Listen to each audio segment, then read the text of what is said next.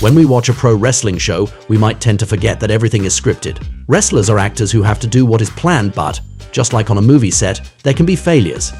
Unlike cinema, there is no second take in sports entertainment, which often leads to memorable scenes. It's a pleasure to meet you on the Wrestling Paradise to present to you moments that viewers weren't supposed to see in the WWE. Are you ready to be shocked when you learn how a scene involving Triple H changed the way many spectators look at pro wrestling? Do you want to know more about the day Vince McMahon did something that wasn't planned? Do you want to find out if any famous wrestlers ever had to deal with big production errors? And are you curious to learn why Kurt Angle couldn't get Shane McMahon through glass? You have come to the right place, because in our video we will discover a series of scenes together that were unforeseen, and they will amaze you. You are on the Wrestling Paradise, the moments that weren't supposed to happen in the WWE. Let's go. Let's start with a very memorable moment that happened at the King of the Ring show in 2001. On that day, Shane McMahon, Vince's son, and Kurt Angle were facing off in a match of rare intensity. They were determined to give everything they had, even if it meant pushing the limits of what a human body can stand. This is what we were able to see in a very specific moment that did not go as planned at all. While the two wrestlers had left the ring, they were heading towards the stage, where there were in particular panes of glass. They planned to create a scene in which the former Olympic champion would grab the boss' son at the time to push him through one of these panes of glass. Except that when they did, Shane McMahon didn't go through the glass, he hit himself very hard on the contrary and then fell headfirst on the concrete floor. Even today, we wonder how he could have stayed conscious after such a shock that was heard throughout the arena. In reality, of course, this was not supposed to happen, and the explanation is as follows.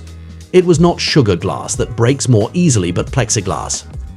Whether the problem was a lack of communication or a misunderstanding with the special effects guy, the glass was way too resistant.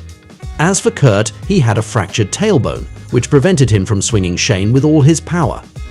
In the following minutes, they will have a lot of trouble to break every glass on the first try, and McMahon will end up bleeding.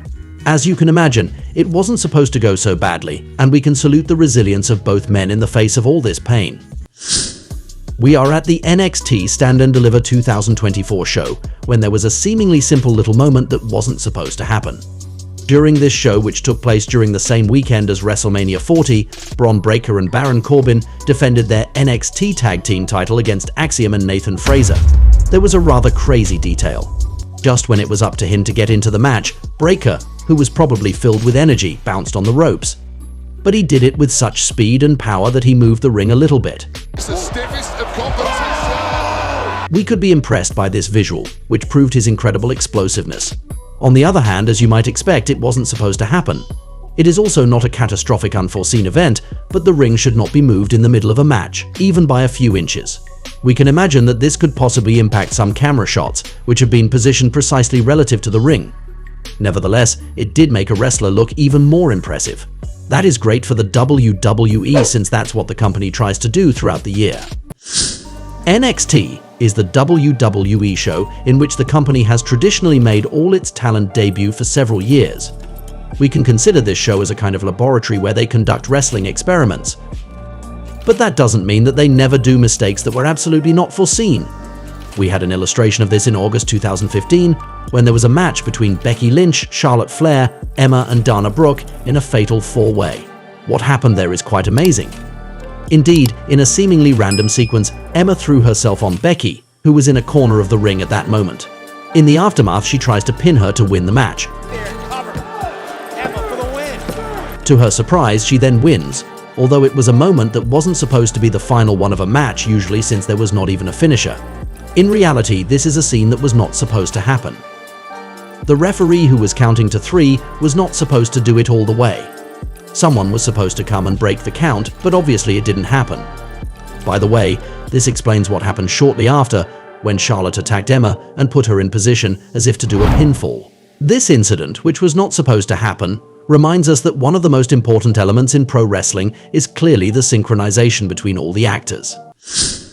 If there is a moment in the year when the WWE doesn't want any unforeseen events, it is at WrestleMania.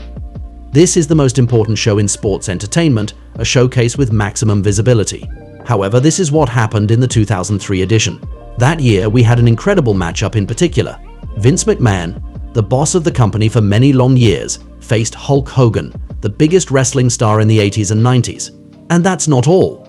They faced each other in a street fight, that is to say that everything was allowed, even the most violent acts.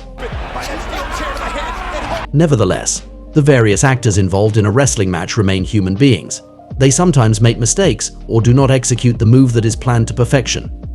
This is what happened in a scene that involved Vince McMahon and the referee. In a moment of anger, the boss wanted to throw him out of the ring. But in a scene that wasn't supposed to happen at all, the referee misses his stunt and gets stuck on the ropes. This will leave Vince with no choice but to catch him and throw him again, this time successfully.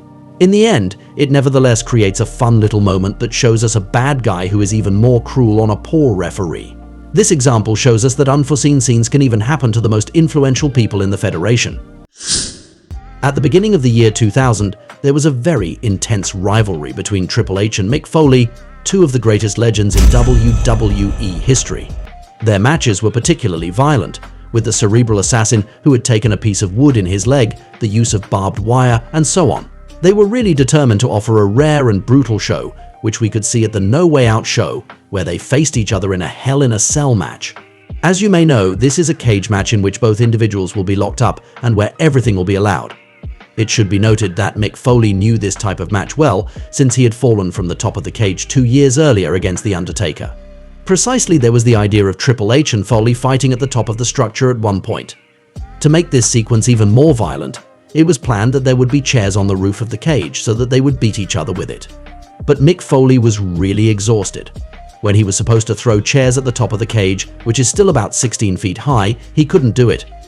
He no longer had the energy or the strength to throw them so high. So we will witness a moment that wasn't supposed to happen. We see Mick trying to throw chairs but failing. He will eventually let it go and simply continue with an equally violent weapon.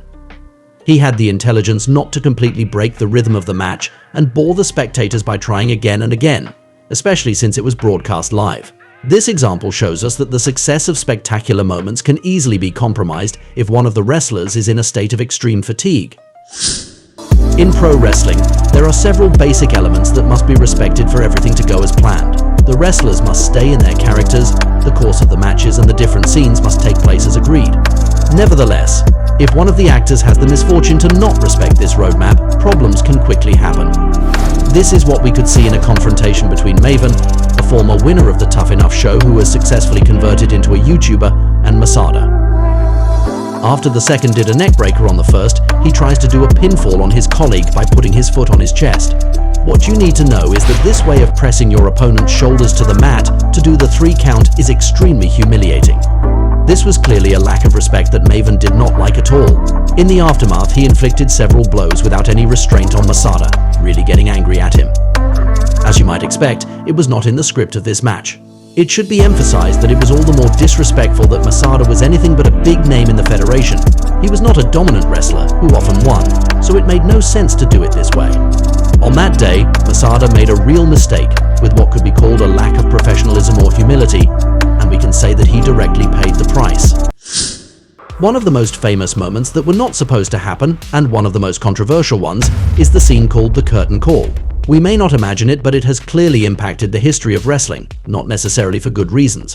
It's May 1996 when there is a non-televised show in New York at Madison Square Garden, probably the most important place in the wrestling industry. On that day, Shawn Michaels had a cage match against Diesel, who would later be known as Kevin Nash. You should know that with also Scott Hall and Triple H who will join them in the ring, they were a group of friends who were called the Clique. When the match was over, the 4 men were in the ring to share a special moment. Hall and Nash were about to go to World Championship Wrestling, the competing federation of the WWE. It was the last time the 4 of them were together, which made them want to give each other a friendship hug after the match in front of everyone. However, this represented a huge problem. Their characters were not supposed to be friends, on the contrary. The spectators on site saw wrestlers whom they really took for good guys and bad guys hugging each other. It totally broke what is called kayfabe in wrestling. That is to say, this illusion that is created to make us believe in stories, to give us the impression that everything is real and very painful. It was a time when many people were still totally captivated by this wrestling magic, and seeing these characters hug each other was a shock. This was all the more problematic because a fan had filmed the moment with his camera. Through this scene that they improvised in a spirit of friendship without suspecting that someone would record it, They revealed all the great manipulation that wrestling really is.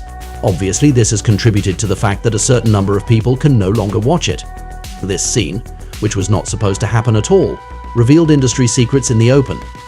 For this reason alone, it is historical.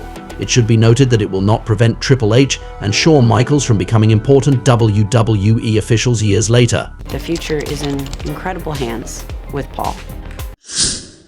Now let's talk about a type of scene that has happened several times in the WWE, but which does not always happen as we imagine. The breaking of tables. This object, such as the commentator's table, is often used to create spectacular scenes.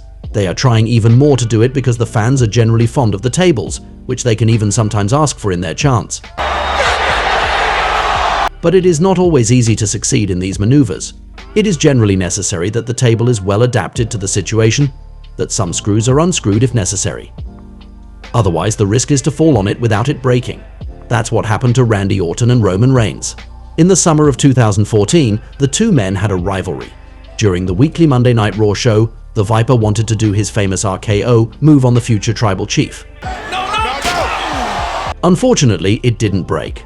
We will also note the frustration in Randy after the failure of the maneuver. They'll have to do it again to make it work. This unforeseen event confirms something to us. In wrestling, there is no second take, so if you miss something, you start over until you succeed. We are at WrestleMania 11 when Shawn Michaels and Diesel face off in this edition of the Showcase of the Immortals. You should know that the Heartbreak Kid was very popular at that time, which explains among other things why there were many photographers around the ring.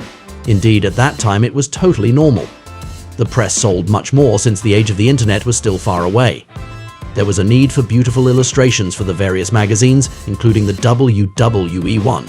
The company had complete control over this during those years, especially since the fans did not have devices yet to take high-quality photos themselves. However, being around the ring during a match remains a risk. This is what one of the photographers was able to discover on that day. As we can see, Shawn Michaels hit one of these individuals while falling towards the outside of the ring. In the process, he will grab him by the collar to move him. For sure, it could be a little disturbing for the wrestlers to have photographers so close to them constantly. In any case, this very short moment was obviously not supposed to happen. Let's end with a scene that reveals amateurism from the production team. It takes place in the fall of 2023, at a time when they were preparing a War Games match between the Damage Control team and one with Bianca Belair, Becky Lynch, Charlotte Flair, and Shotzi. In the middle of the SmackDown show, Bayley will arrive in the arena with an offer, while waiting for this War Games match, to do a 2 vs 2 match just to train. However, there was a small, awkward moment. After speaking and getting the final word, somehow, Bayley was leaving, but her music had a little problem. Bayley stirring the pot. Sounds like we're gonna get a little War Games appetizer tonight on SmackDown. Of course, there had to be her music, which seems to have had a little issue with the production. As you can imagine, the goal was to play her theme song properly as soon as she finished speaking. It was a mistake that led to a slightly embarrassing moment for the wrestlers, and that didn't really make them look great. It wasn't their fault at all, however. And that was it for those scenes that weren't supposed to happen.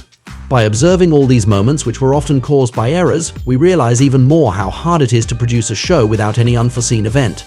It doesn't take much for things to go wrong, but we can only applaud the adaptability that all these individuals have to stay focused.